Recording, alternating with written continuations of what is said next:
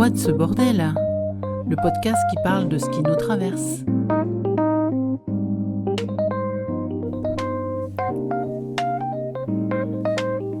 Les chroniques. Aujourd'hui, on va parler d'un mot qu'on utilise à toutes les sauces. Narcissique. Mon ex était narcissique, mon patron est narcissique, cette influenceuse est narcissique, ce collègue qui monopolise les réunions, narcissique. Le type qui poste 14 selfies par jour, narcissique. Bref, tout le monde est narcissique. Mais est-ce qu'on parle vraiment de la même chose ? Parce qu'entre quelqu'un qui aime se regarder dans le miroir et une véritable personnalité narcissique, il y a un monde. Et ce monde-là peut être franchement toxique. Alors déjà, remettons un peu d'ordre. Avoir des traits narcissiques, ce n'est pas forcément pathologique. À certains moments de la vie, notamment à l'adolescence, c'est même assez fréquent. On veut être vu, reconnu, admiré, on cherche sa place. Le problème commence quand toute la vie psychique tourne autour d'une seule idée. Je suis plus important que les autres. Et surtout, les autres existent principalement pour confirmer ça. Là, on entre dans ce que les psychiatres appellent une personnalité narcissique. Imaginons un personnage fictif, Vincent. Vincent a 37 ans, et Vincent est incapable de parler d'autre chose que de lui-même. Ses réussites, ses exploits, son intelligence, ses projets. Si la conversation dévie, il décroche. Parce que dans sa tête, il est le personnage principal. Les autres, des figurants. Et ce qui est frappant, c'est qu'il ne doute jamais. Jamais. Même quand il se plante, même quand il se fait licencier, même quand ses proches s'éloignent, le problème pour lui, ce sont toujours les autres. Les jaloux, les médiocres, les incapables de reconnaître sa valeur. Et c'est là qu'il faut comprendre quelque chose d'essentiel. La personnalité narcissique n'est pas juste quelqu'un qui s'aime beaucoup. Souvent on imagine quelqu'un avec une énorme confiance en lui, une armure blindée. Mais en réalité, cette supériorité permanente ressemble parfois davantage à une construction fragile. Parce qu'un narcissique a besoin d'être admiré comme d'autres ont besoin d'oxygène. Sans validation extérieure, tout vacille. Alors il faut constamment nourrir l'image, être le meilleur, le plus bruyant, le plus spécial, et surtout, ne jamais être banal. D'ailleurs, dans les critères psychiatriques, il y a cette idée fascinante. Le narcissique est persuadé d'être unique, pas simplement compétent, pas juste talentueux, unique, comme s'il appartenait à une catégorie supérieure de l'humanité. Et ça change complètement la manière d'entrer en relation.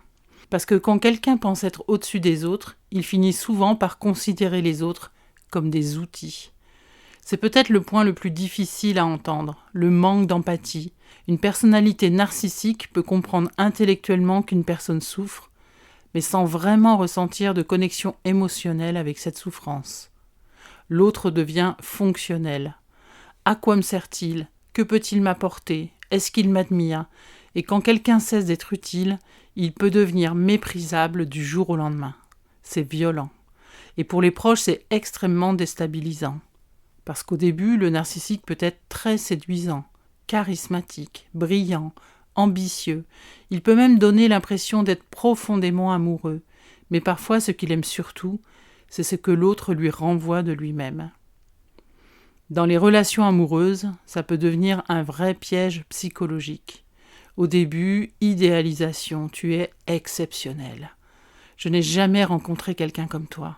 Puis progressivement, critique, dévalorisation, contrôle, et surtout cette mécanique étrange où tout finit par revenir à lui. Votre souffrance, il souffre plus. Votre fatigue, la sienne est pire. Votre réussite, elle menace son ego. Et ce qui rend les choses très compliquées, c'est que beaucoup de narcissiques réussissent socialement. Parce qu'ils osent, parce qu'ils se mettent en avant, parce qu'ils ont une énorme confiance affichée. Dans certains milieux, entreprises, politiques ou réseaux sociaux, ça peut même être récompensé. Le problème, c'est qu'à long terme, les relations se fissurent souvent. Parce qu'on ne peut pas durablement construire quelque chose avec quelqu'un qui ne reconnaît jamais ses torts. Et alors évidemment, une question arrive. D'où ça vient ? Il y a plusieurs hypothèses. Parfois, une éducation où l'enfant a été placé sur un piédestal permanent. Parfois, au contraire, des fragilités affectives compensées par une image grandiose de soi. Il y a aussi cette idée intéressante, un développement incomplet de l'empathie, comme si l'enfant restait bloqué dans une vision du monde centrée sur ses propres besoins. Mais attention, la psychologie déteste les explications simplistes. Tous les enfants gâtés ne deviennent pas narcissiques, et toutes les personnes narcissiques n'ont pas eu la même enfance. Alors maintenant, la question que tout le monde se pose, est-ce qu'on peut changer ? La réponse honnête, c'est parfois, mais difficilement. Déjà parce qu'une personnalité narcissique consulte rarement de son plein gré. Et surtout parce qu'il faut accepter une chose insupportable pour elle, ne pas être parfaite. Reconnaître ses torts, voir ses failles, admettre que les autres existent réellement avec leurs besoins, leurs émotions, leurs limites. Ça demande un travail énorme. Et beaucoup arrêtent la thérapie dès qu'elle cesse de flatter leur ego.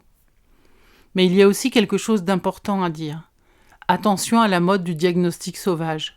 Aujourd'hui, sur Internet, le mot narcissique est devenu une arme. Ton ex t'a quitté, narcissique. Quelqu'un est égoïste, narcissique.